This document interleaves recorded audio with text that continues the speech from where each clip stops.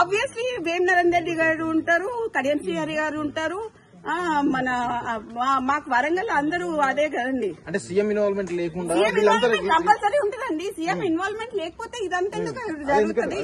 అదే CM involvement ఉంది కదా. ఎందుకు ఒక ఓఎస్సీ మీద ఇంత కక్ష కట్టాల్సిన అవసరం అయింది? ఒక బీసీ లేడీ మీద కక్ష కట్టాల్సిన అవసరం అయింది? ఒక క్రౌడ్ పుల్లర్ అండి. మై ఫాదర్ ఈజ్ మా నాన్న first MLC, unanimous MLC in the whole country అండి. కొండా మురళి టీఆర్ఎస్ నుంచి నించున్నప్పుడు కాంగ్రెస్ వాడు కానీ బీజేపీ వాడు కానీ నామినేషన్ వేయలేదండి. That is my father. They are strong leaders అండి. వరంగల్ లో ఇలా 5 నియోజకవర్గాలని ప్రభావితం చేసే కార్యకర్తల ఒక మంత్రి పైన ఇట్లా రాష్ట్ర ప్రభుత్వం అదే దుర్భిక్ష అనాలా ఏమనాలో కూడా అర్థం కావట్లేదు నాకు. ఇది చాలా దారుణమైన ఒక కక్ష పూరితమైన చర్య. అది బీసీ లేడీ అండి, పద్మశాలి లేడీ, మున్నూరు టార్గెట్ సుమంత, టార్గెట్ కొండ సురేఖ, టార్గెట్ కొండ మురళి అండి.